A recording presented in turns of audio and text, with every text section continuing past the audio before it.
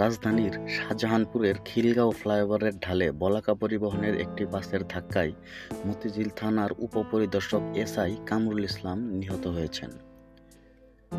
সোমবার ২ জুন রাত ৮টা ১০ মিনিটে খিলগাঁওয়ের খলিলের গোশতের দোকানের বিপরীতের পাশের রাস্তায় এই দুর্ঘটনা ঘটে।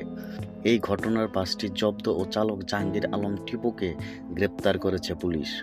নিহত কামরুল ইসলামের গ্রামের বাড়ি নেত্রকোনা সদর থানা এলাকায়। খিলগাঁওয়ের বাসাবু এলাকায় পরিবার নিয়ে ভাড়া থাকতেন তিনি।